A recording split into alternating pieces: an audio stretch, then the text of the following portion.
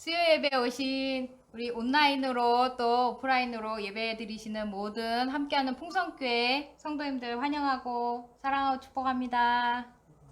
네, 우리 찬양하도록 하겠습니다. 잠시만요. 이와 같은 때엔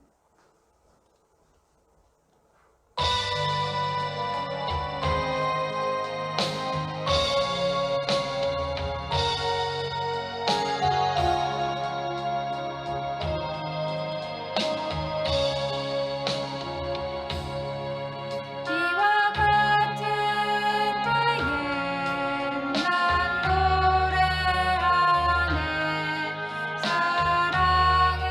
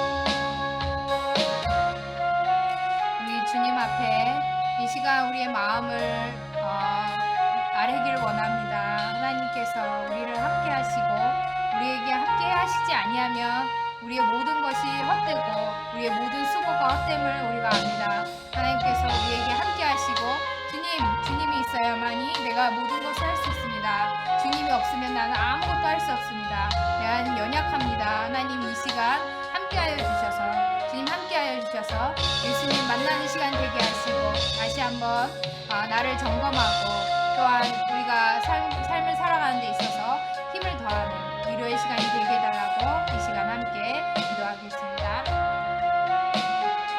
하나님 아버지 하나님께서 함께 하시고 하나님 예수 그리스도의 깨끗하게 씻어주시옵소서. 우리 몸과 마음과 생각을 정결케 해주시옵소서.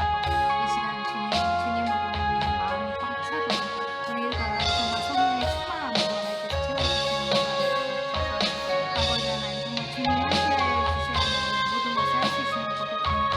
주님이 함께 하시지 않으면 우리의 모든 수고가 헛됩니다. 우리는 아무것도 할 수 없음을 고백합니다.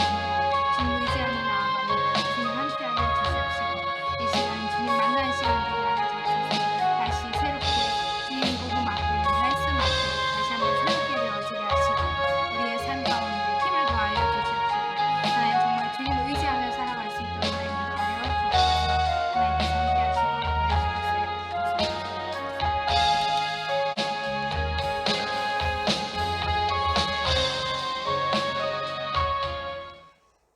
이 시간에는 우리 암송 구절을 가지고 암송을 하도록 하겠습니다.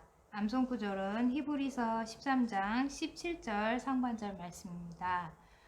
카톡에 보면요, 우리 단톡에 공지에 있습니다. 히브리서 13장 17절 상반절 말씀입니다.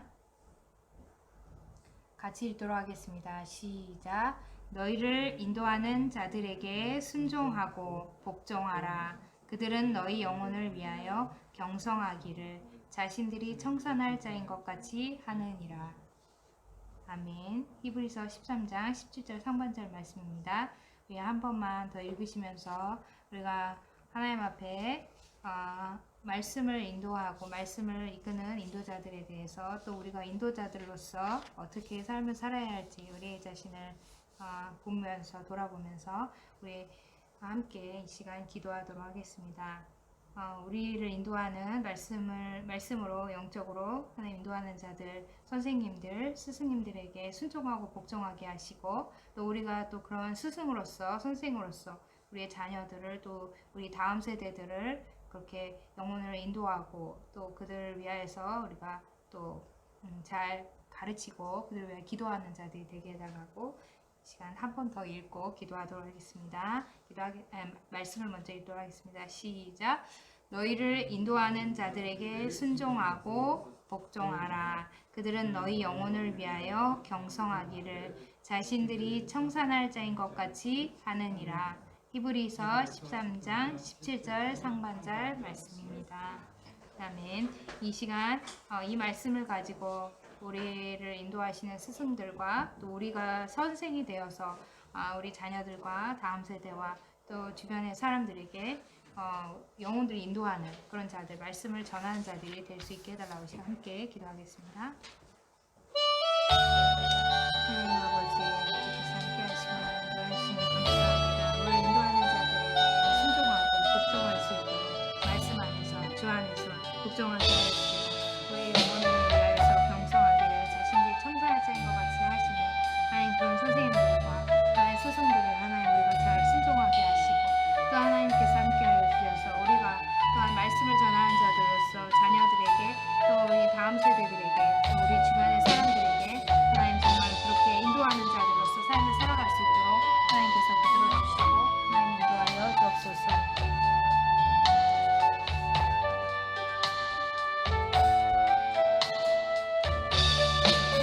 오늘 이 예배할 때 우리 하나님께서 예배하는 심령 가운데 찾아와 주시고 그의 마음을 어루만져 주시고 하나님의 말씀으로 새 힘을 얻는 복된 시간이 되게 하여 주옵소서.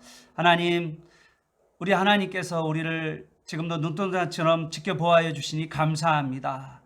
우리 자녀들이 이제 학교에 갑니다. 하나님께서 학교 가는 자녀들을 하나님께서 또한 보호하여 주실 줄로 믿습니다.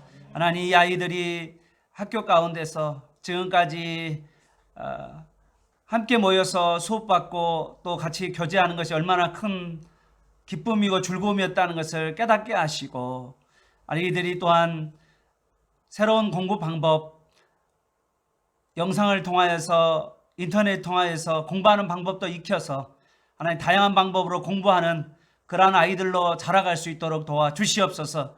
오히려 위기가 기회가 될 수 있는 그러한 아이들이 다 되도록 도와주시기를 원합니다. 하나님, 우리 자녀들이 이제는 책을 보고 또 책을 통하여서 생각하고 글을 쓰고 또한 그것을 말로 나눌 수 있는 그런 준비된 자녀들이 될 수 있도록 주님 도와주시기를 원합니다. 하나님, 부모들이 깨어있게 하여 주시고 자녀들을 위하여 부지런히 인생의 삶의 가르침과 또한 성경의 말씀과 그리고 또한 공부하는 방법들을 자녀들과 나눌 수 있는 그런 부모들이 될 수 있도록 주님, 우리 자녀들에게 마음을 쏟을 수 있는, 자녀들을 키울 수 있는, 제자 삼는 그런 부모가 다 되도록 주님 도와 주시옵소서. 우리 인생의 보람을 자녀들과 또한 다음 세대를 키워가는데 우리가 올인할 수 있도록 주님 도와주시옵시고, 또한 우리 삶 가운데 필요한 모든 것들을 일일이 공급하여 주시옵소서. 몸이 연약한 자를 오늘 이 시간도 말씀으로 치료하여 주옵소서. 마음이 답답한 영혼들에게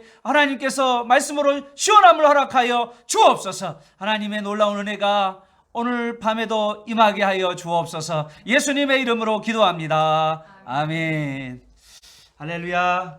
네, 반갑습니다. 이렇게 한 자리에 모여서 또 가정에서 터져서 이렇게 교제하는 거, 이거 하나님의 은혜인 줄 믿습니다. 우리가 이제 앞으로 코로나19 새로운 시대로의 전환인데요. 이 전환기에 우리가 어떻게 이 이런 도전에 대한 응전을 잘 할 것인가, 이게 이제 우리의 기도 제목입니다. 우리 서로 좋은 생각들, 교회가 이런 방향으로 갔으면 좋겠다는 생각들이 생각나시거나, 또 그런다면 언제든지 우리가 줌이라든지 또 여러 매체를 통하여서 같이 나눴으면 좋겠습니다. 특별하게 지난주 주일날 오후 4시에는 우리 교회에서 지금 독서 토론 하브르타를 우리 교회에서 이제 시작을 했는데, 그 책을 가지고 나눔을 가졌었습니다. 그래서 꼭 책 나눔만 아니라 또 내 인생 가운데 이 책을 통해서 얻었던 유익들을 서로 나누는 시간을 갖고요. 오는 주일날도 이제 독서 토론 하브르타를 또 진행하니까 이번에 초의식 독서법 8장 읽으시고 같이 대화를 나눴으면 좋겠습니다. 아멘. 자, 오늘은 이제 다시 이제 신앙생활을 처음 하시는 분들에게도 예수님이 누구인가라는 것을 또 알아가야 되고요. 또한 오랫동안 신앙생활을 하였지만 신앙생활 하다 보면 꼭 놓치는 게 있어요. 예수님이죠. 많은 것들을 이렇게 자랑하죠. 우리 각자 다 자랑하지만 그 자랑하는 가운데 예수님을 자랑하지 않는, 다 자랑하는데 예수님을 자랑하지 않는 우리의 모습을 보게 됩니다.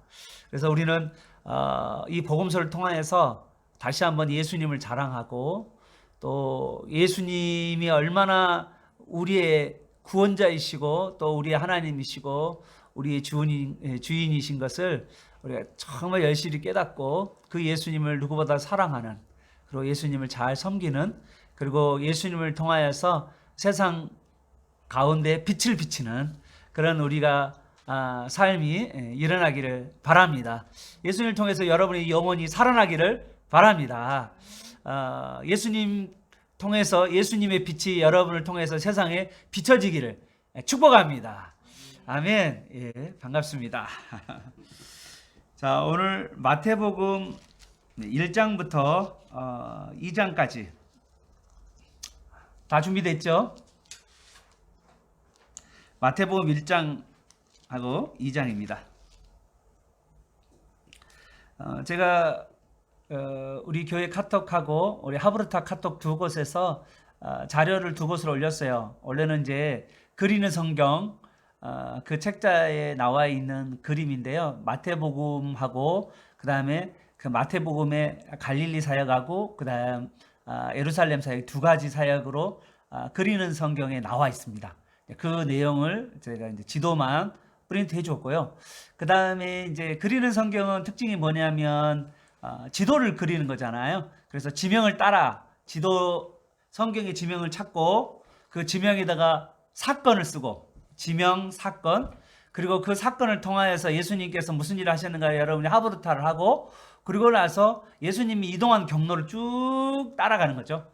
그러면서 예수님의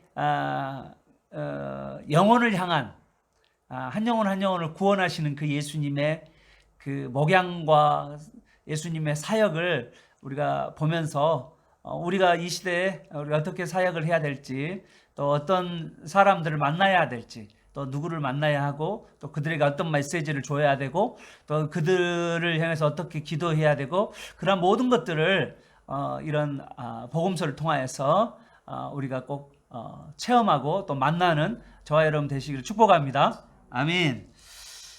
오늘 마태복음 1장 같이 한번 보겠는데요.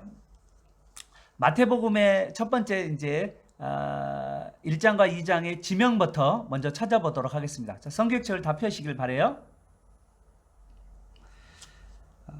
첫 번째 1장 1절에서 17절까지는 어떻게 되어 있냐면 사실은 1장 1절은 그 예수 그리스도의 세계라고 하는데 사실은 족보 세계가 잘못된 번역이고 뭐라고 해야겠냐면 예수 그리스도의 시작이다 또는 예수 그리스도의 새 창조다 이렇게 하는 게 맞다. 언어상 족보라는 이야기는 2절부터 16절까지가 족보 이야기입니다.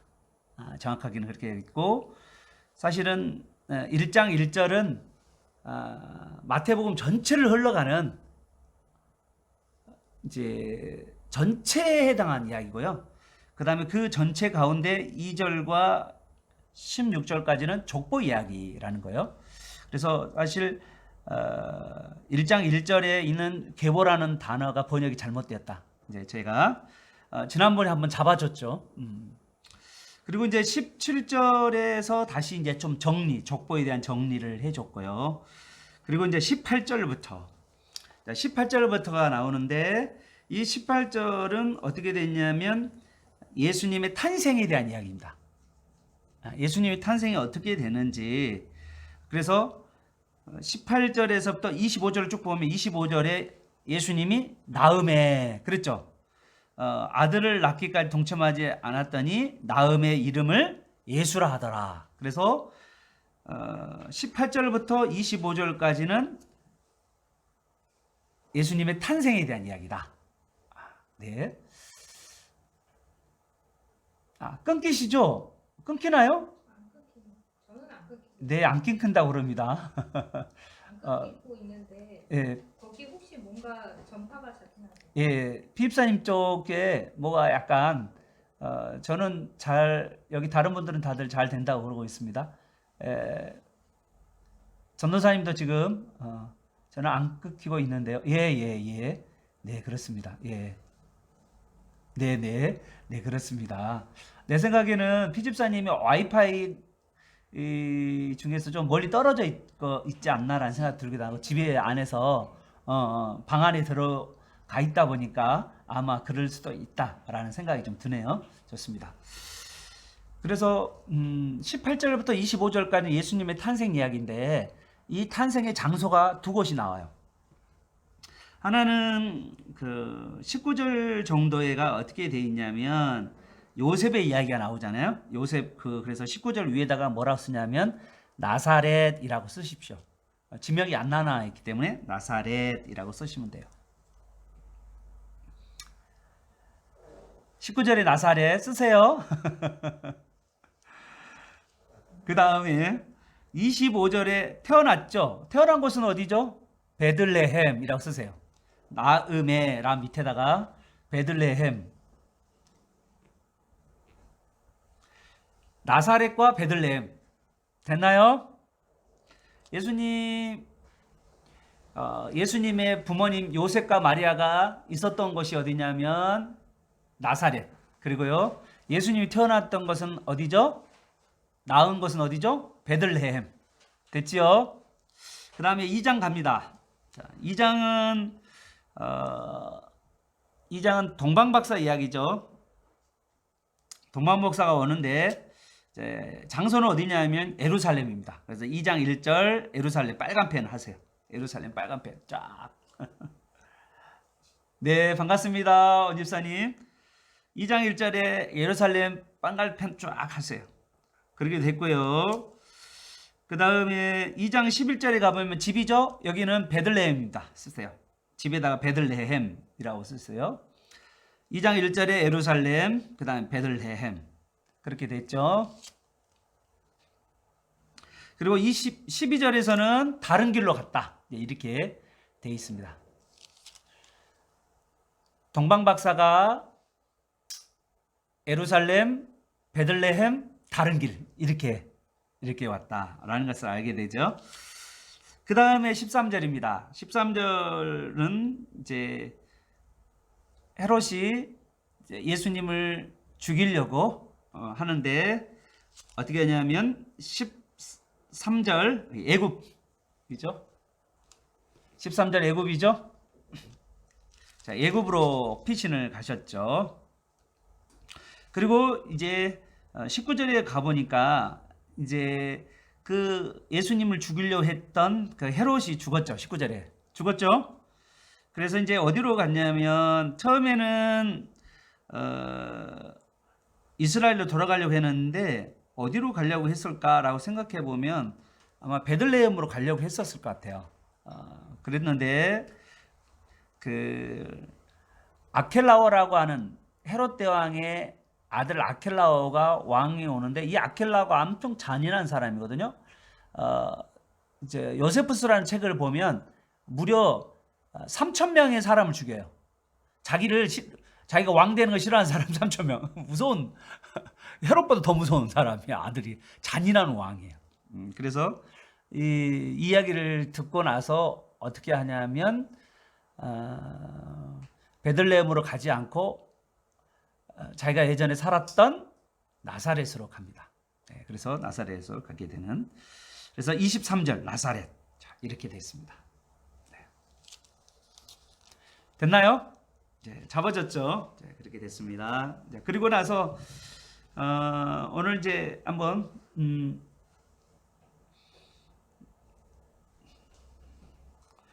우리 지도 한번 볼까요?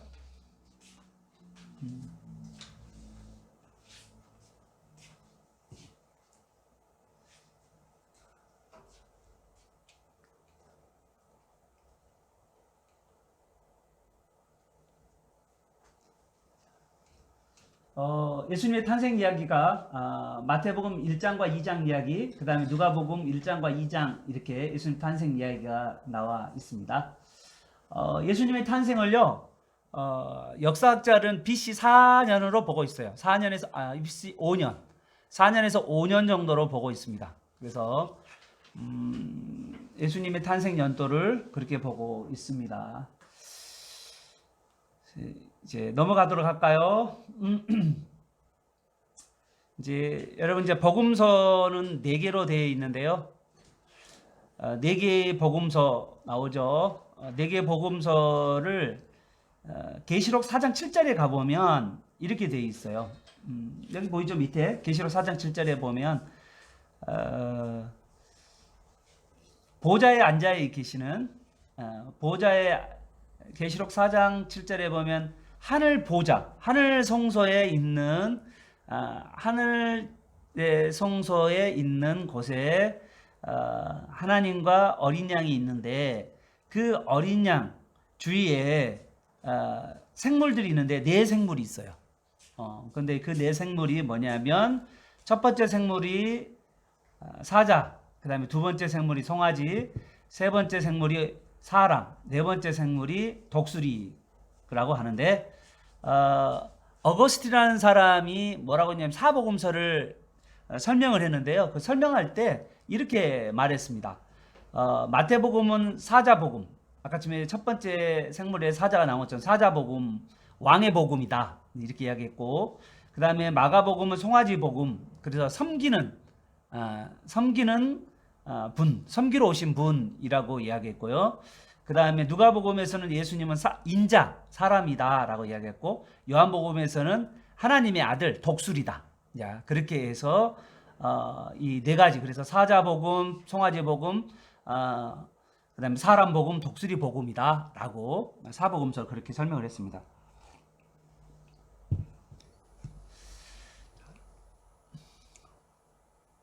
네, 맞습니다. 네, 사자는 예수 그리스도를 향상해요. 네, 그래서 아슬란, 네, 아슬란 맞습니다.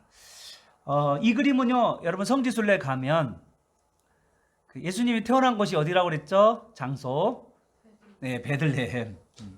베들레헴에 예수 탄생 교회라는 교회가 있습니다. 예수님이 탄생했다라는 곳에 가보면 예수님이 탄생한 자리가 이제 있는데, 그 탄생한 자리 가운데 별이 있어요. 저렇게. 자, 별이 몇 개가 있는지 잘 보세요. 별의 그 가지가, 별의 가지 여러분 잘 보세요. 몇 개나요? 쳐보세요. 예, 14개 맞습니다. 오, 14개가 뭘까요? 예, 14대를 이야기합니다. 오늘 1장 1절에는 아브라함과 다윗의 자손 예수 그리스도의 계보라라고 되어 있는데요. 계보가 아니라 원어에는 계보라는 뜻이 아니고 창조다, 시작이다 그렇게 써놓으세요. 그런데 예수님은 아브라함의 언약과 다윗의 언약을 성취하신 예수 그리스도다라는 뜻이에요. 그래서 아브라함과 다윗의 언약이 있잖아요. 구약에 그 언약을 성취하신 분이 바로 예수 그리스도고, 이 예수 그리스도를 통해서 새로운 시작이 일어났다. 그래서 옆에다 쓰세요. 새 피조물 이렇게. 예수 그리스도 안에 있으면요, 유대인이나 이방인이나 하나입니다. 삼위일체 하나님이 뭐가였죠? 하나였죠. 삼위일체 하나님이 하나 있던 것처럼 예수 그리스도의 안에 들어오면 우리도 예수님과 하나가 되고, 그리고 예수 그리스도 안에 들어있는 모든 민족과 백성과 족속들은 다 뭐냐면 하나예요. 그래서 예수 그리스도의 안에서 모두가 하나가 된다라는 것을 여러분 믿으시기를 바랍니다. 그래서 우리는요, 교회 안에서 예수 그리스도 안에서 하나가 되어야 돼요. 그런데 이 하나가 되는 일이 어떻게 해서 가능할까요? 그거는요, 예수 그리스도의 십자가를 통해서 가능하게 됩니다. 십자가는 뭐를 의미하냐면 자기 희생이에요. 내가 안 죽으면 하나가 될 수가 없죠. 내가 다른 사람을 존중하고 사랑하지 않으면, 예수 그리스도 안에서 십자가의 정신으로 살지 않으면 우리는 하나가 될 수 없어요. 부부도 하나가 될 수도 없고요. 부모와 자녀가 하나 될 수 없고요. 또 우리 교회 안에 성도들도 하나가 될 수가 없어요. 그래서 예수 그리스도 안에서 우리는 하나가 되고, 심지어는 뭐냐면요, 나중에는 모든 만물 안에서 우리가 통일이 됩니다. 이게 하나님께서 이 땅에 오신, 예수 그리스도 이 땅에 오신 만물을 회복시키시는 거기까지가 가는 거예요. 그래서 우리는 교회 안에서 다양성을 인정하지만 예수 그리스도 안에서 십자가 안에서 서로 십자가 정신으로 서로가 서로를 희생하고 섬겨서 하나가 되어가고, 한 마음 한 뜻 한 정신을 가지고 살아가야 하는 존재임을 여러분 믿으시기를 바랍니다. 아멘. 자, 여기 보시면 2절부터 16절 보십시오. 2절부터 16절인데 문단을 좀 나눠볼까요? 1절은 띄시고요. 1장 1절은 이거는 전체, 마태복음 전체에 대한 거죠. 예수 그리스도의 새로운 시작이다, 이런 전체 이야기고요. 그 가운데 2절부터 족보가 나오는데 2절부터 6절까지 아브라함부터 다윗까지, 이게 이제 아브라함부터 다윗까지 이야기가 나오고요. 그 다음에 6절 하반절, 솔로몬 이야기가 나오죠. 솔로몬부터 이제 시작해서 어떻게 해요? 11절 바벨론에 사로잡힐 때까지, 포로로 끌려갈 때까지가 있죠. 거의 두 번째 단락입니다. 그리고 12절부터 16절까지가 세 번째 단락이죠. 그렇게 돼서 포로에서 돌아온, 귀환해서부터 예수님이 오실 때까지 이야기인데요. 거기서 충격적인 이야기들이 여러 개 나오는데, 우선은 놔두고 17절에는 그거를 전체적으로 정리를 했죠.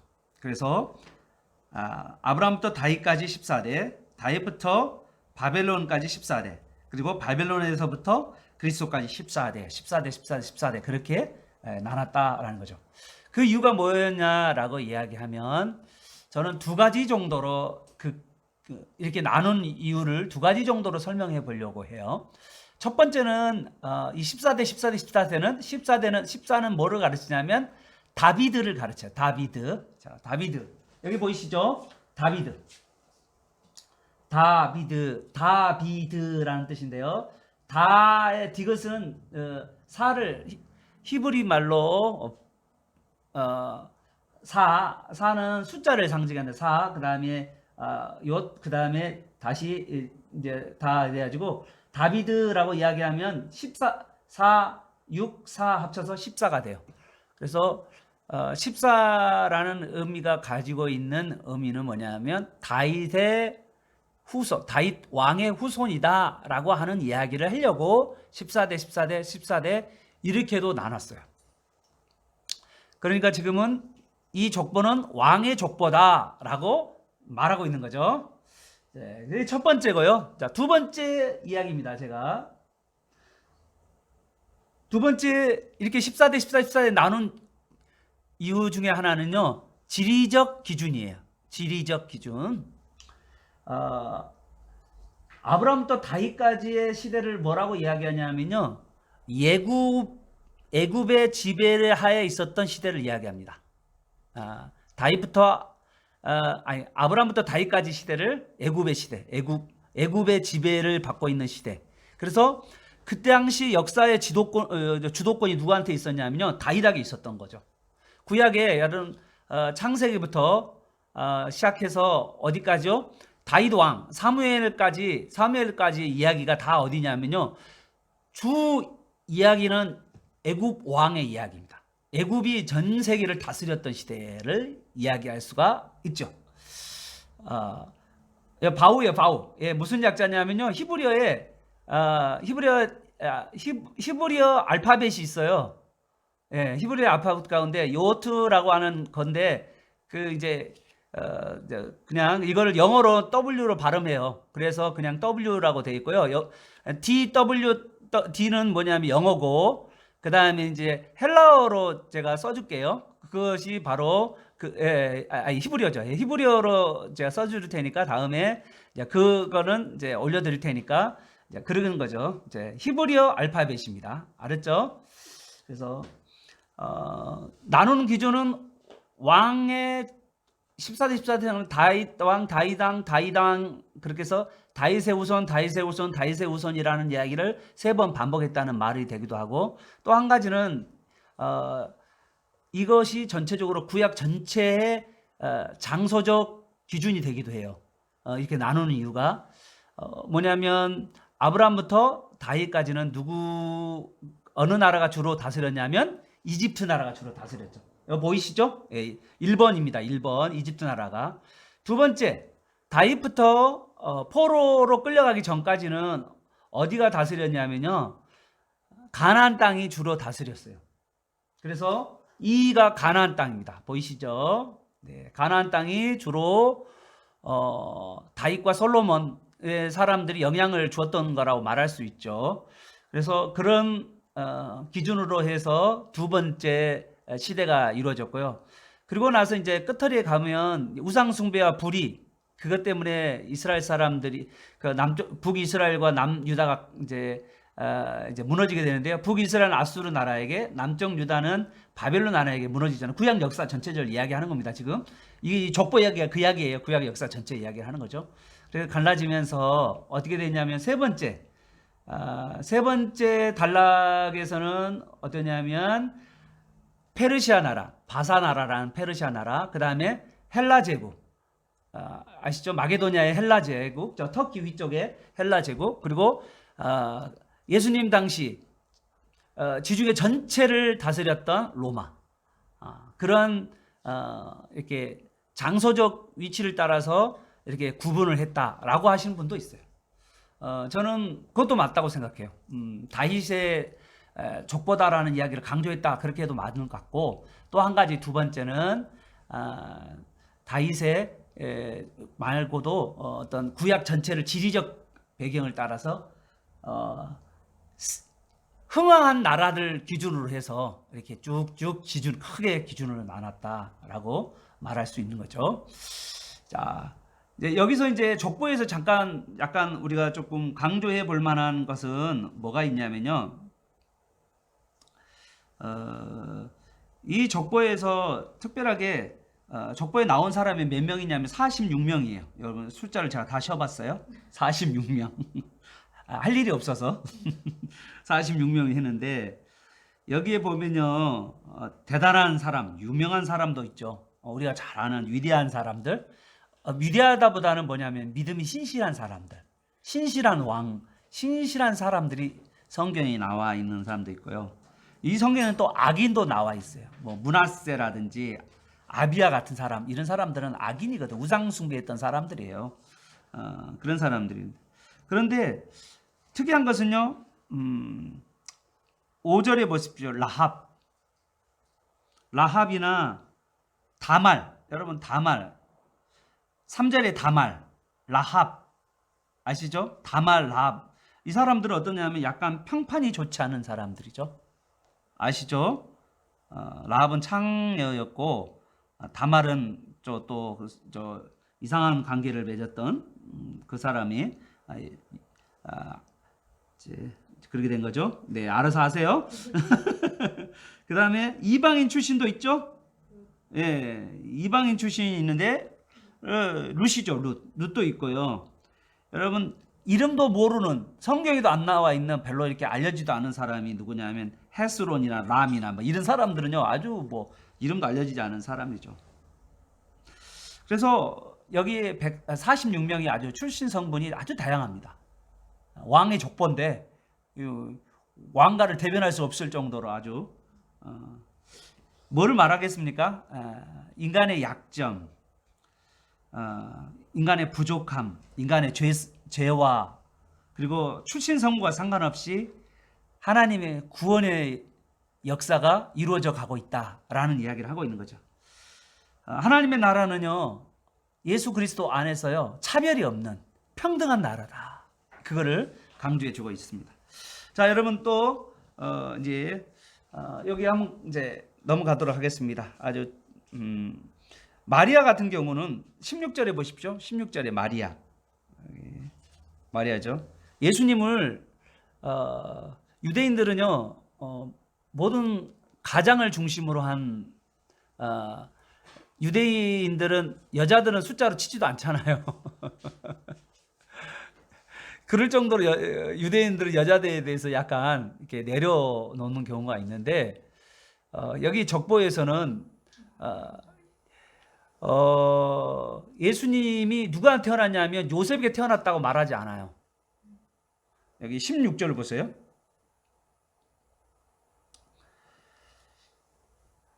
예, 마리아에게서 그리스도와 칭하는 예수가 나니라. 이 족보가 충격적인 족보예요. 그러니까 유대인들에게는 남자에게서 자녀가 나온다라 쭉쭉쭉 이야기를 하다가 뜬금없이 예수님에 대해서는 남자 요셉을 통해서 낳지 않고 누가 통해 낳았다? 마리아를 통해서 낳았다. 예수님은 여자의 후손이다라는 것을 지금 강조하고 있는 거예요. 참 정말 그 당시에 사람들에게는 약간 충격적인 이야기다라고 말할 수가 있는지.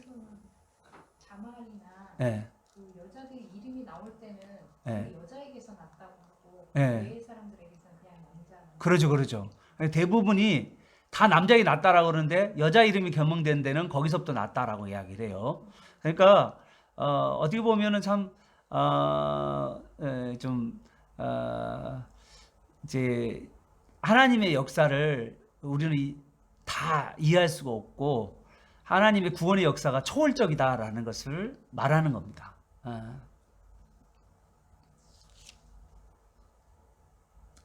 네, 예수님이 여자의 후손이라고 창세기 때 왜 하나님이 여자의 후손이라고 창세기 때 말씀하셨을까요? 예, 하나님께서는 이 혈육이 아닌 여기서 이제 태어났다라고 하는 이 단어 있잖아요. 18절에 나심이라는 이 단어 있죠. 나심이라는 게 뭐라고 이야기하냐면요. 이렇게 이야기해요. 신적 수동태라고 이야기합니다. 써놓으세요. 신적 수동태.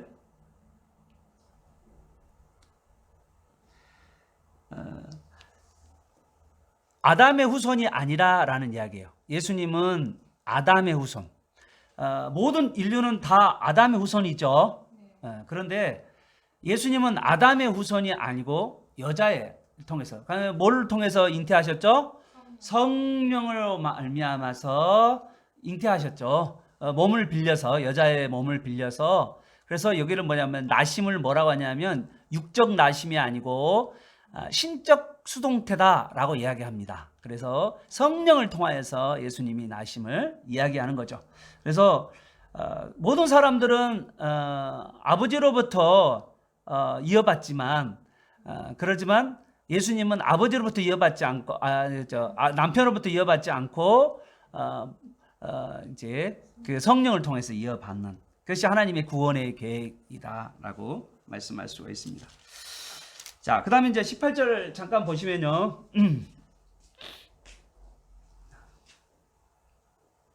자, 18절부터 넘어가도록 할까요?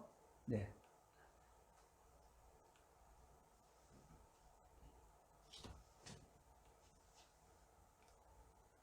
네.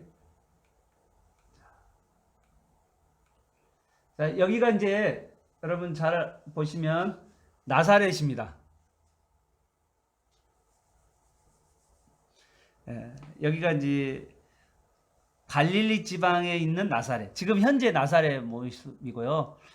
나사렛은 지금 예수 믿는 사람들이 상당히 많습니다.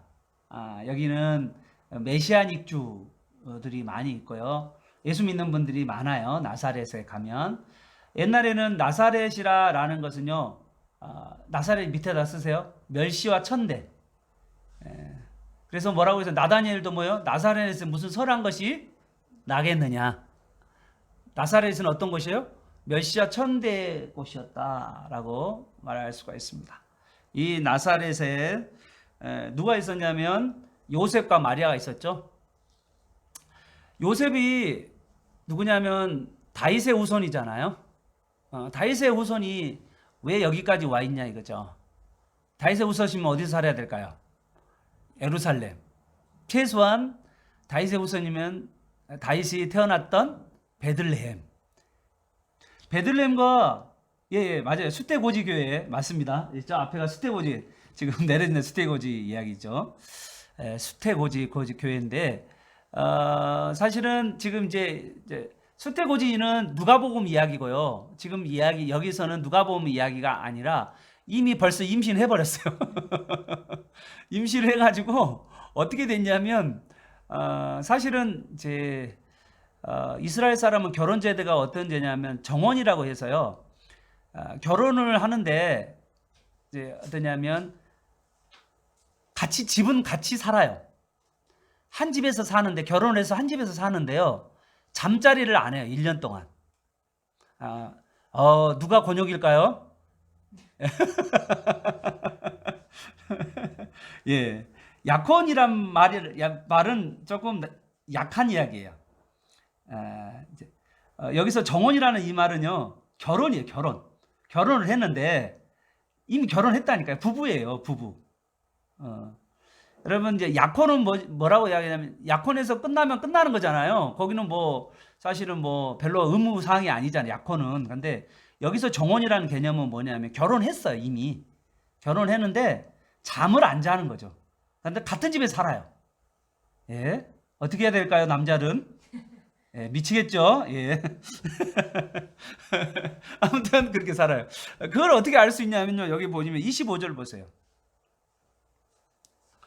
24절, 25절을 보면 그의 아내를 데려왔으나 아들을 낳기까지 동침하지 아니하니라. 아내를 데려왔단 말이에요. 그런데 네, 동침하지 않았다라고 되어 있습니다. 자, 그런 걸 보면 결혼하고 나서 한 집에 살긴 사는데 같이 이제 잠을 자지 않는 그런 구조인 것을 알 수가 있죠. 이제 나사렛 가보면 나사렛에 그 마리아가 살았던 집을 누가복음에서는 숫대고지 교회라는 교회가 있었거든요. 누가복음에는. 그리고 거기서 한 100m 아니죠, 한 50m 정도 떨어지면 요셉의 집이 있어요. 또 그래서 요셉의 집, 그다음에 마리아 집이 따로 있었겠죠. 이제 결혼하고 나서는 이제 요셉의 집에서 살았겠죠. 이제 그렇게 되어 있습니다. 지금 이제 어떻게 했냐면 이미 임신을 했고요. 여기 잉태했잖아요. 88절에 보니까 잉태했죠. 잉태하고 나니까 어떻게 됐어요? 마리아가 어떻게 했죠? 도망쳤죠? 도망친 건 아니고 도망친 건 아니고 어디로 갔어요? 엘리사벳이라고 하는 친척에게 갔잖아요. 엔케렘에 엘리사벳이라고 하는 그 친척 집에 가 있었잖아요. 6개월 동안. 그랬죠. 그런데 소문이 들리는 거예요. 6개월 동안에 아내. 무슨 소문이요? 아내가 임신했다는 소문이 들리는 거예요. 그래서 이제 이 요셉이 뭐예요? 잠을 오겠어요, 안 오겠어요? 네, 엘리사벳 맞죠? 네. 잠이 오겠어요, 안 오겠어요? 네, 잠이 안 오겠죠. 자, 그런데 잠 안 온 가운데 20절 누가 옵니까?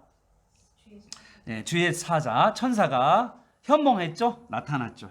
그리고 뭐라고 이야기합니까? 다윗의 자손 요셉아, 내 아내 마리아 데려오기를 무서워하지 말라. 그렇게 말했죠. 그에게 잉태된 자는 성령으로 된 것이라. 자, 아들을 낳으리니 그 이름을 뭐라 하라? 예수라 하라. 천사가 이름을 지어줬어요. 뭐라고요? 예수라고, 천사가. 그런데 예수의 뜻이 뭐냐면 그는 자기 백성을 그들의 죄에서 구원할 자라. 그래서 예수라는 뜻은 구원자라는 뜻이에요.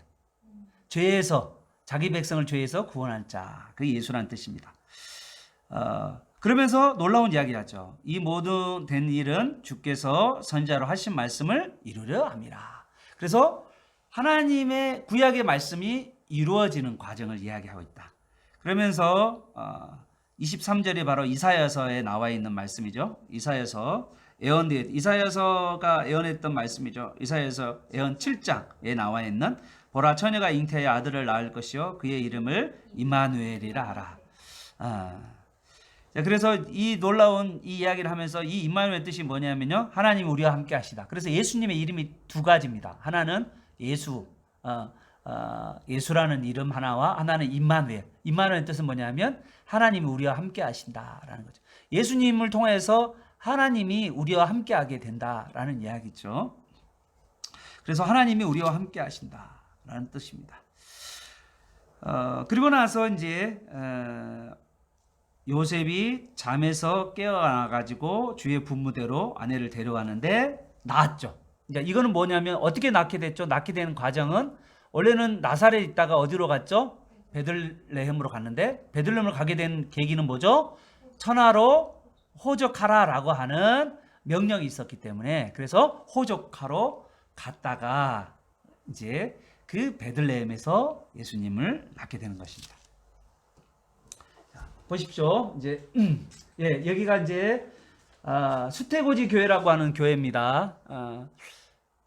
마리아에게 나타나서 천사가 너가 임신할 거다라고 말했던 수태고지 교회. 그래서 이제 임신한 거죠. 여기 수태고지. 그 옆에가 바로 요셉이 집이 있습니다. 그래서 요셉 교회라고 하는 교회가 또 있고요. 여기 마리아 수태고지 교회 이렇게 되어 있습니다. 예, 거기에 지하에 가 보면 이런 이제 마리아 수태고지 교회 이야기가 나오고요. 자, 천사가 나타났죠. 그래서 이제 마리아가 갈릴리에서 이렇게 해서 엔케렘까지 엘리사벳의 집에까지 가서 거기서 이제 지냈다가 돌아오는 장면이 나오고요. 그래서 임신했는 이야기 거기 이제 서로 배둥이들이 두 분, 예, 엘리사벳도 임신하고 마리아도 임신하고, 얘를 낳지 못하는 나이에 얘를 낳는 엘리사벳, 얘를 낳기에 너무 젊은 15 내외의 아주 젊은 우리 나연이 나이 끔찍하다. 나연이 나이 우리 중3 중2 그 나이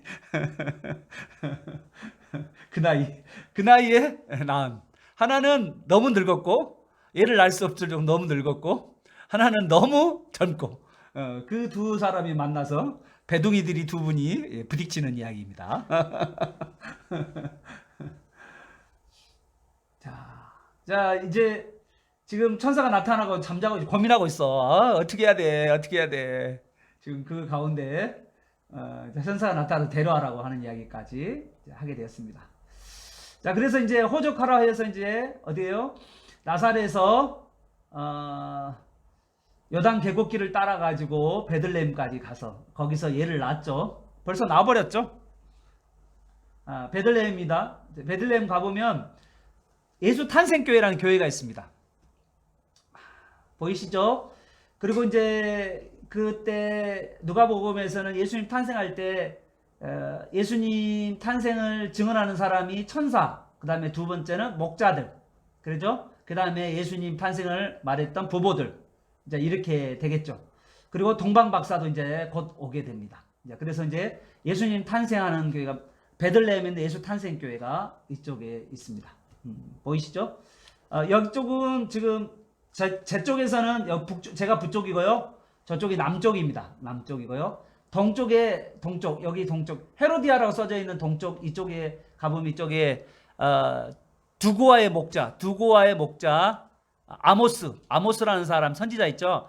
아모스가 이 동쪽에 두고아라는 지역, 그리고 이제 이 두고아 이쪽 근처에서 엘리사벳이 그 찬양대를 이끌어 가지고 전쟁에서 승리한 장면이 여호사밧이라는 사람, 구약의 여호사밧이라는 사람이 찬양대를 이끌어 와서 전쟁에서 승리하는 장면이 여기서 나오는 이야기가 바로 저 두고아 그쪽에 있죠. 그리고요. 그 다음에 이제 이쪽에 예수님이 다윗이 태어났던 곳입니다. 여기 다윗이 태어났던 곳이고요. 그 다음에 이제 베들레헴에 제가 가보니까 베들레헴에 그 라헬의 무덤이 있어요. 라헬 보이시죠? 라헬. 야곱이 사랑했던, 구약의 야곱이 사랑했던 라헬이라는 여자가 있는데 그 라헬의 무덤에 가서 많은 여자들이 많이 기도를 하더라고요. 라헬의 무덤인데 오늘 그 라헬의 무덤 이야기가 여기서 잠깐 언급이 됩니다. 이야기가 되고요. 자, 그럼 이제 우선 2장 1절에서 12절을 잠깐 보도록 할게요. 자, 네, 여기서 보시죠. 이쪽은 여기가 이제 베들레헴인데요. 베들레헴 서쪽에서 동쪽을 바라보는 거예요. 베들레헴 서쪽에서 동쪽, 예수님 태어났던 베들레헴의 서쪽에서 동쪽을 바라보고 있는데 이 동쪽에는 유대 광야 지역입니다. 유대 광야 보이시죠? 그리고 유대 광야 하면 그 밑에 쭉 떨어져 있는, 밑으로 뚝 떨어지는데 거기가 어디냐면 여매라고 말하는 그것이고요. 그리고 그 여매, 유대 광야를 건너편, 저 건너편 큰 산이 있는 데가 모압 평지라고 하는 아주 더 높은, 유대 광야보다 더 높은 게 모압 쪽이죠. 모압. 지금 이제 민수기 하고 있는데요. 그 민수기에 지금 모압 평지라고 하는 데가 바로 저 멀리에 있습니다. 그리고 여기 이제 룻기에 보면 이 베들레헴을 배경으로 베들레헴 쪽에 한쪽으로는 베들레헴 동쪽으로는 유대 광야 쪽으로는 양을 키우고요. 그리고 베들레헴 베들레헴 서쪽으로는 뭐 하냐면 이게 농사를 지어요. 그래서 이제 보리이죠. 그래서 룻기에 보면은 이제 밀보리 타작하는 모습들이 나오잖아요. 이제 바로 그런 장면이 그렇죠. 그래서 한쪽은 한쪽은 목축하는 그런 것들이 바로 이 베들레헴입니다. 베들레헴, 예수님 태어나는 것이죠. 예수님이 태어날 때 예수님 태어난 곳을 이제 세웠는데 이 베들레헴의 예수 탄생교회라는 교회죠. 보이시죠? 예수 탄생교회인데 여기는 이제 콘스탄티노플 황제라고 하는 AD 한 300년에서 400년 중간에 있었던 400년 AD 300년 그때 있었던 콘스탄티노플 황제가 있었는데 그 황제의 어머니가 믿음이 아주 신실했어요. 너무 신실한 분인데 이 콘스탄티노플 황제가 성지순례를 아니죠. 이 헬레나 여사 헬레나라고 하는 콘스탄티노플 황제의 어머니죠. 어머니가 헬레나라는 분인데 이 헬레나가 전 세계에 바울의 유적지 그리고 예수님의 유적지 그리고 중요한 곳곳마다 뭐냐면요 예배당을 짓습니다. 아주 유명한 여자죠. 그래서 이제 예배당을 그렇게 지어주는 그런 일들을 했던 사람이 헬레나라고 하는 사람입니다. 그 여자가 지었던 것이 뭐냐면 예수 탄생교회라는 탄생교회. 여기도요. 예수 탄생교회가 탄생교회. 한번 들어가 보겠습니다. 예수 탄생교회. 여기는 잘 아시죠? 예. 엎드려야만 갈 수 있는 곳, 겸손한 자만이 예수님 탄생교회에 들어갈 수 있습니다. 그래서 이렇게 허리를 굽혀서 이렇게 들어가야 엎드려 절하세. 엎드려 절하세. 엎드려 절하세. 엎드려 절하세. 구세 주났네. 예, 이렇게 엎드려서 절해야 되면 갈 수 있는 것입니다. 자, 예수님 탄생한 곳을 그 당시 예수 탄생교회에 있는 데를 아마 어떤 학자들은 동굴이었다라고 말하는 분도 있고요. 어떤 학자들은 집이었는데 예수님 태어난 곳이 집이었는데 어떤 집이었냐면 여기 이제 집이란 이제 동굴이라는 이야기하는 분도 있고요. 이제 여기 지금 예수님 탄생했다라고 하는 그 굴에서 성경 번역자가 하나가 나왔는데요. 이 사람이 제롬이라는 사람입니다. 제롬. 예수님 탄생한 장소에 거기서 평생 동안 살았던 사람이 제롬이라는 사람인데 이 제롬이라는 사람이 성경을 번역을 했어요. 이제 구약 성경을 번역을 했는데 이 제롬이라는 사람이 구약 성경과 신약 성경을 번역을 했어요. 그래서 이 구약과 신약을 같이 번역해서 이 사람이 성경을 번역하는데 그 라틴어 성경인 벌게이트 성경을 번역을 합니다. 그때 제롬과 유세비우스 그다음에 이제 한 명의 여자, 아주 신실한 여자가 이 제롬과 유세비우스를 역사학자 제롬과 유세비우스 두 사람을 정말 잘 도왔고 섬겼던 분이 있어요. 그래서 옆에 여인이 있잖아요. 그래서 성경을 번역한 예수님 태어난 곳에 성경을 번역한 이야기가 있습니다. 이게 이제 제롬의 동상입니다. 예수님 탄생한 장소에. 자, 그리고요. 이제 예수님 탄생 거기 교회에 들어가면 저도 들어가서 여기서 들어가는데 바닥이 있고 그리고 사람들이 예수님 탄생하는 곳에 가서 이제 보게 되는데 예수님 탄생한 소식을 이제 목자들이 먼저 듣게 되었죠. 자, 그리고 이제 여러분 이제 동방박사 온 이야기가 없네요. 없나요? 자, 동방박사 이야기 왜 없지? 잠깐만요.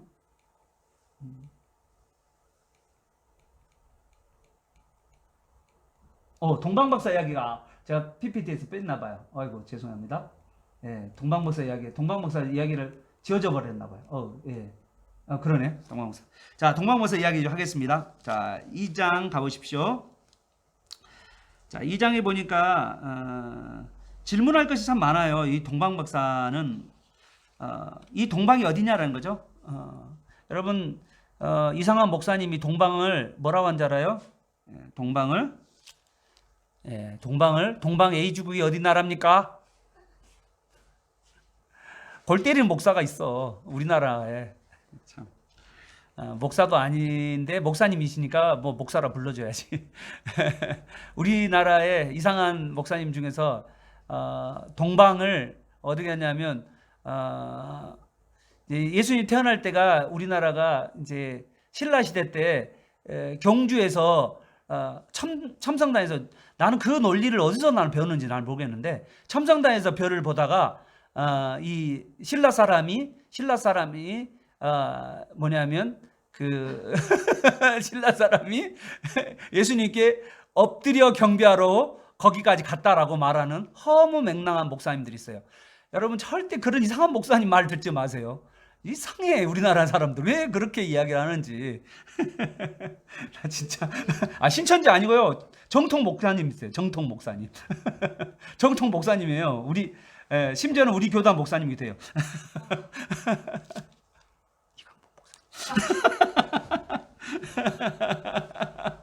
그러니까 우리 교단 목사님이세요. 아유, 정말 할 말 없습니다. 신라 시대 첨성단에서 그 별을 보다가 왔대요. 그래서 내가 할 말 없어서. 동방은요, 여러분, 페르시아와 바벨론을 이야기합니다. 페르시아와 바벨론은 왜 그런 의미가 있냐면요, 유대인들이 거기에 디아스포라로 많이 있었어요. 여러분, 페르시아나 바벨론에 있었을 때 먼저 해당이 많이 생겼잖아요. 그 당시 성전이 무너진 다음에 집과 회당에서 모여서 그들이 말씀을 가르치고 하브르트하고 그랬던 전통, 그리고 기도하는 전통.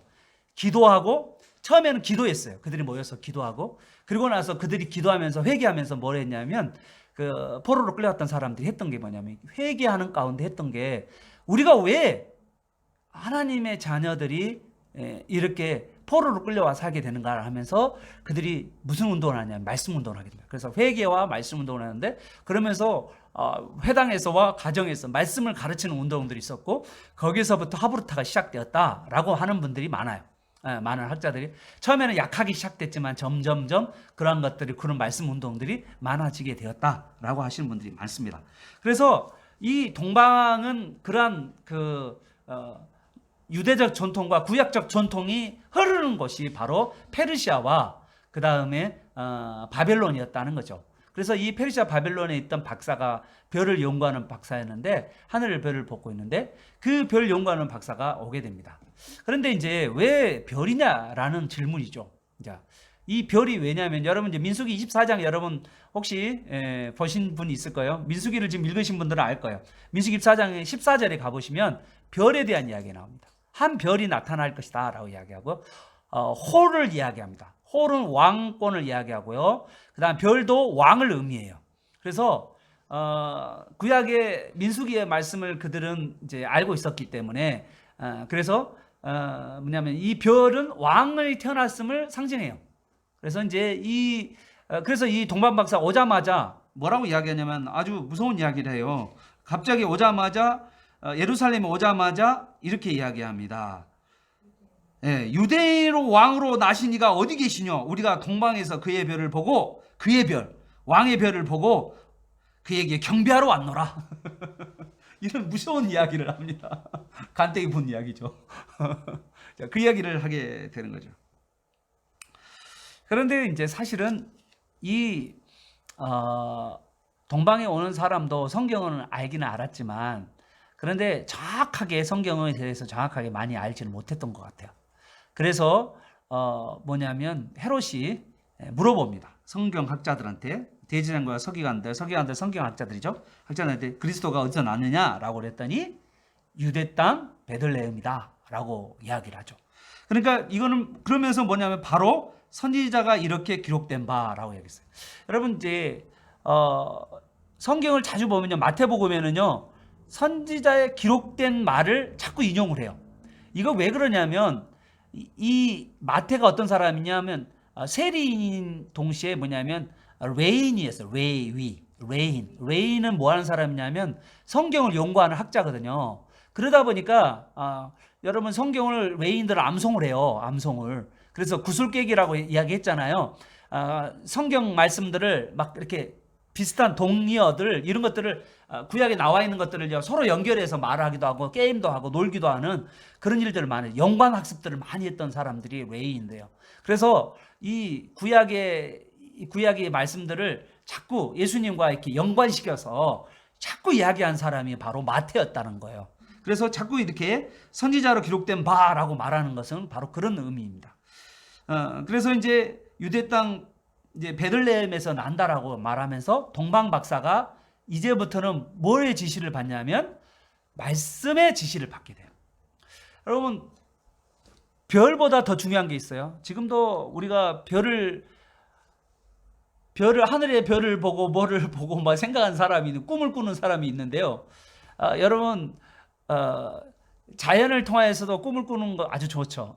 저도 우리 지난주 주일날 우리 강명훈 집사님이 세이건의 코스모스라고 하는 책을 보고 정말 자기가 아직까지 마음이 설렌다라고 말했던 그 강 집사님 이야기를 듣고도 이 코스모스라고 하는 그 책자가 너무 아름답고 그 우주 별에 대한 이야기거든요. 그 별에 대한 이야기인데, 근데 이제 그런 것처럼, 그런데 우리에게 있어서 우리가 지시를 받고 우리 인생 가운데 방향의 길을 잃어버릴 때 우리가 우리를 인도해 주실 것은 뭐냐면 말씀이에요. 말씀, 구약의 선지자, 신약의 하나님의 말씀, 예수님의 말씀을 통하여서 우리가 길을 인도해 받음을 여러분 믿으시길 바랍니다. 우리의 삶이 이 말씀을 통해서 인도를 받지 않고 우리가 어떤 허황된 것을 쫓아간다면 우리는요 늘 흔들리게 돼 있어요. 그래서 늘 말씀을 주야로, 어제는 상번제를 드리라고 그랬죠. 밤낮으로 매일 상번제, 아침과 저녁으로 하나님의 말씀을 읽으라고 이야기했잖아요. 밤낮으로 읽고 종일토록 읽고 늘 말씀을 입에서 이렇게 암송하면서 그런 여러분 되시기를 바랍니다. 그래서 하나님께서 여러분의 삶을 인도하 가시는 여러분 되시기를 바랍니다. 그리고 11절에 보니까 집에 들어와서, 여기는 집은요 했습니다. 예. 집은 어디냐면요, 예수님이 이미 태어났는데요, 여기 보시면 아기를 영어로 보면 child라고 써 있어요. 베이비가 아닙니다. child. 그리고 벌써 아기가 걸어 다닐 정도가 되었고요. 그래서 여기서 아기가 아니라 child라고 쓰세요. 갓난 아이가 아니다, 베이비가 아니다라는 걸 써있고, 그 다음에 집이라고 하는 것 보면 이미 이제 예수님께서 이 베들레헴에 어떠한 집을 구해놓고, 요셉과 마리아가 집을 하나를 구해놓고 살고 있다라는 것을 알게 되는 거죠. 자, 그리고 나서 이제 어떻게 하냐면 이 동방박사가 와서 예수님에게 엎드려 경배하고, 온 목적이 경배죠. 예수님을 경배한 거죠. 예수님을 만난 사람은 경배하게 되고, 그리고 예수님께 귀한 황금과 유압과 몰약을 가져오게 되면서, 그리고 꿈에서 지시를 받아가지고 다른 길로 고국으로 돌아가는 이제 그런 이야기가 나옵니다. 그리고 나서 13절에 보니까 어떠냐면, 떠난 다음에 이제 헤롯이 알게 됩니다. 어떻게 되냐면 동방박사가 자기를 속인 것을 알게 되고, 그래서 2살 이하를 이제 죽게 되는 이야기가 나오는 거죠. 이제 여기 보면 13절에 보십시오. 꿈에 이제 뭐가 나오냐면 천사가 나타나서 요셉에게 현몽하게 돼서 아기를 죽이려고 하는 자가 나타났으니, 그래서 아기와 함께 그 어머니를 데리고 애굽으로 내려가 거기에 거하라. 그래서 애굽으로 들어가는 장면이 되죠. 그래서 이제 밤에 애굽으로 내려가게 됩니다. 그리고 15절에 보니까 그 헤롯이 죽일 때까지 선지자가 말하는 대로 애굽으로부터 아들을 불렀다라는 말씀이 호세아의 말씀이 있거든요. 그 말씀처럼 애굽에서 불렀는데, 그 애굽에서 대략 몇 년 있었냐면 대개 1년으로 봅니다. 그래서 1년 된 흠량과 연결시켜서 1년을 많은 분들, 학자들이 이렇게 보고 있어서요. 그리고 헤롯이 이제 박사들에게 소금을 당한 줄 알고 분이 나가지고 어떻게 해요? 2살 이하를 줘. 그래서 예수님은 갓난아이 때, 베이비 때 동방박사가 온 것이 아니라 최소한 1년 이상 되었을 때, 그 정도 되었을 때 1년에서 2년 사이에 예수님이 있었을 때 동방박사가 왔다라는 것을 알게 되는 거죠. 그리고 첩참하게 많은 사람들이, 그 아이들이 거기 학살을 당하는 아이들이 다 2살 아이들이 다 죽게 되는 그런 일들이 벌어졌다. 그리고 나서 19절부터는 어떠냐면 애굽에서 지내다가 어떻게 해요? 다시 꿈에 나타나요. 그래서 이제 헤롯이 죽고 애굽에서 이제 요셉에게 천사가 나타나서 현몽을 하게 되죠. 그리고 나서 아기를 죽이려고 했던 자가 죽었다. 이제 이렇게 하죠. 그랬던 요셉이 이제 가려고 하는데, 근데 그의 아들 아켈라오가 어떻게 왕으로 오른다는 이야기를 듣고 다시 꿈의 지시를 받습니다. 꿈의 지시를 받아가지고 어디로 갑니까? 나사렛으로 가게 되고, 그래서 선지자로 하신 말씀이 나사렛이라 칭함을 받으리라. 이 나사렛이라는 말은 의미가 두 가지 있는데, 이 나사렛이라는 뜻이 뭐냐면 나자르에서 나오는데, 나자르는 줄기, 이새의 줄기라는 의미죠.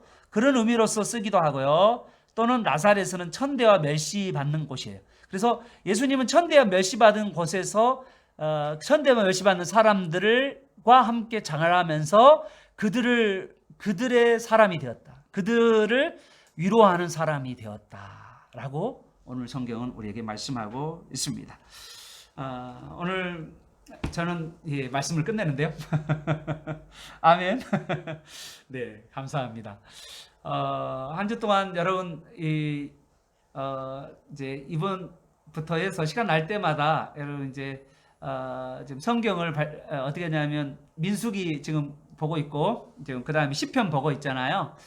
그리고 혹시 신약 성경 중에서 혹시 마태복음을 여러분 시간 날 때마다 좀 읽어 가시면서 그리는 성경 있으신 분들은 체크해서 그림을 그려가면서 한번 그려보시면서 표시해 가면서 여러분 공부해 가시면 감사합니다.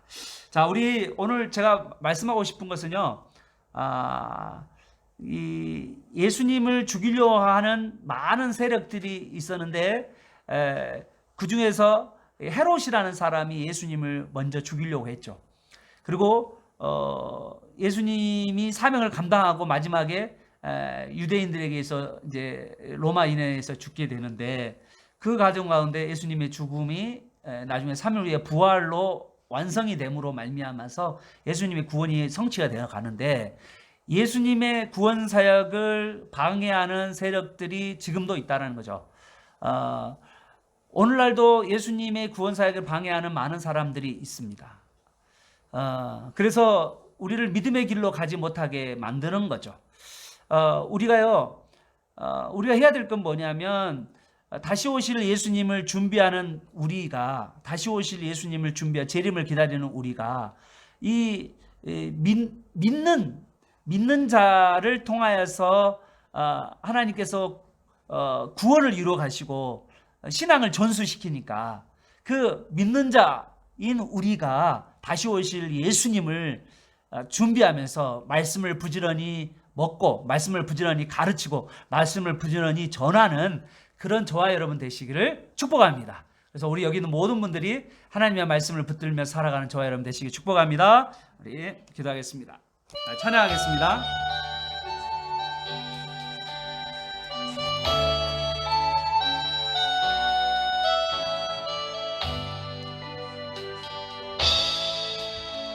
주님 말씀하시면 내가 나아가리라. 주님 뜻이 아니면 내가 멈춰서리다. 나의 가고서는 더 주님 뜻에 있으니, 오 주님 나를 이끄소서. 주님 말씀하시면 내가 나아가리라. 주님 뜻이 아니면 내가 멈춰서리라. 나의 가고서는 더 주님 뜻에 있으니, 오 주님 나를 이끄소서. 뜻하신 그곳에 나 있기 원합니다. 이끄시는 대로 순종하며 살리니, 연약한 내 영혼 통하여 일하소서. 주님 나라와 그 뜻을 위하여 뜻하신 그것에 나 있기 원합니다. 이끄시는 대로 순종하며 살리니 연약한 내 영혼 통하여 일하소서. 주님 나라와 그 뜻을 위하여 오 주님 나를 이끄소서. 사랑하는 여러분, 요셉은요 갈 바를 알지 못했습니다. 갈 자를 알지 못할 때 천사가 나타나서 말씀으로 그를 인도하였죠. 동방박사도 예루살렘에 왔는데요 갈 바를 알지 못했죠. 그런데 그 갈 바를 알지 못하는데 말씀으로 베들레헴에 그리스도가 난 것을 알게 되었죠. 요셉은 갈 바를 알지 못했습니다. 애굽까지 갔고 또 애굽에서 갈 바를 알지 못했지만 다시 나사렛으로 인도를 받았습니다.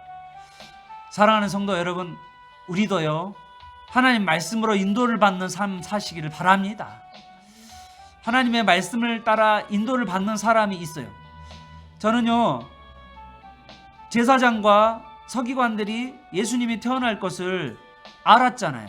예수님이 태어난 것이 베들레헴이라는 것을 알았지만 제사장과 서기관은 예수님께 찾아와서 엎드려 경배하지 않았습니다.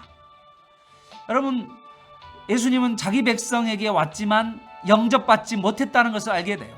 그러나 이방인, 저 멀리에 떨어져 있는 그 사람은 만왕의 왕인 만주의 주이신 그 예수님을 예배했다는 것입니다. 하나님은 구원할 자를 구원하시고 하나님은 우리를 인도할 자를 인도하신다는 거예요. 우리가 하나님의 말씀을 붙들어 갈 때, 하나님의 말씀을 먹고 하나님의 말씀을 의지하며 살아갈 때 하나님께서는 우리의 삶을 인도해 가실 줄 믿습니다. 여러분, 하나님의 말씀을 인도받지 않고 내가 열심히 살면 잘 살 거라고 생각한 사람은 오산이에요. 하나님의 말씀을 따라 살아가는 사람만이 여러분의 삶은요 평안과 형통의 삶이요 하나님의 인도를 받는 삶이요 쉬운 삶이라는 것입니다. 여러분, 하나님의 말씀을 매일매일 부지런히 읽고 암송하며 하나님의 말씀을 의지하면서 말씀대로 살아가도록 도와달라고 이 시간 같이 한번 주여 한번 외치고 통성으로 간절하게 기도하도록 하겠습니다. 주여, 주님, 주님, 주님, 주님, 주님, 말씀의 인도를 받게 하여 주옵소서.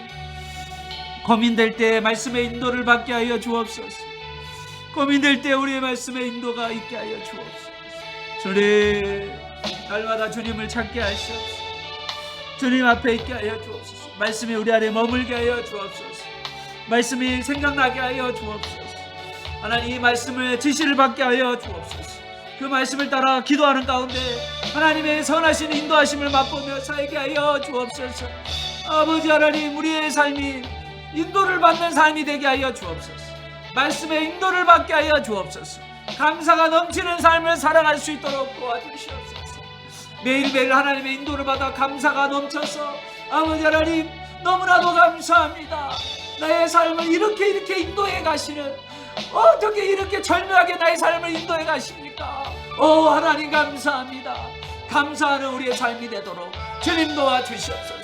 날마다 탄성과 감사가 넘치는 그런 우리의 삶이 되도록 주여 역사하여 주옵소서. 아버지 하나님, 우리의 삶에 살아갈 수 있도록 주님 도와주시기를 원합니다. 말씀이 송이꽃처럼 달게 하여 주옵소서. 행복하게 하여 주옵소서.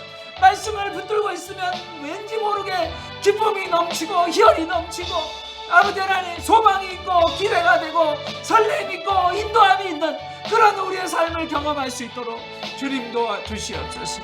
그런 아버지 하나님, 우리의 아이들이 되도록 주님 도와주시옵소서. 하나님, 우리의 삶이 막막할 때, 요셉은 고민되고 어떻게 할지 못하고 갈팡할만할 때 천사가 나타나서 말씀하여 주었습니다. 하나님, 우리도 인생의 갈방을 알지 못할 때 천사가 나타나서 말하는 것이 아니라 하나님의 말씀으로 우리를 인도받게 하여 주옵소서. 하나님, 우리가 뭔가 별을 보고 뭔가를 인도를 받는 것 같지만 그러나 구체적 인도는 말씀인 것을 알게 하여 주옵소서. 우리가 기도하는 가운데 하나님의 말씀의 인도를 받아서 말씀이 말씀하시고 말씀이 우리에게 인도하시면 아버지 하나님, 우리가 나아가게 하여 주옵소서. 말씀의 인도를 받아 기도하는 가운데 하나님의 구체적인 인도가 있게 하여 주옵소서. 하나님, 우리의 갈 바를 하나님께서 인도하여 주시기를 원합니다. 하나님, 요셉은 나사렛에서 베들레헴에서 그리고 애굽에서 다시 나사렛으로 그렇게 인생을 돌아다니셨습니다. 그렇게 다녔습니다. 인도를 받으며 살았습니다. 하나님, 우리의 삶에 하나님의 인도를 붙들며 하나님, 나를 인도하여 주옵소서. 하나님, 내가 오늘 하루도 어떻게 살아야 될지를 인도하여 주시옵소서. 하나님께 말씀을 듣고 그 말씀에 하나님이 주시는 음성을 듣고 그 말씀에 기도하는 가운데 하나님 성령의 음성을 듣고 우리의 인도를 받는 우리의 삶이 되도록 주님 도와 주시옵소서. 그래서 우리 주님을 만나 우리 매일의 삶 가운데 우리 예수님을 만나 엎드려 경배하게 하여 주시고 감사하게 하여 주시고 주님을 찬양하게 하여 주시고 주님의 빛을 비치는 복된 인생 되게 도와 주옵소서. 예수님의 이름으로 기도합니다. 아멘. 두 번째로 우리 기도할 것은요, 코로나19가 잘, 하나님 정말 이 코로나19가 잘 우리가 극복할 수 있도록 도와주시고 학교 가는 우리 아이들 지켜보아야 주시옵시고 배우자와 그리고 우리 자녀들과 부모님들 그리고 우리 또 우리 형제들, 여러분 믿지 않은 자들, 여러분 생각난 대로 이 시간 같이 한번 주여 한번 교통성으로 기도하겠습니다. 주여,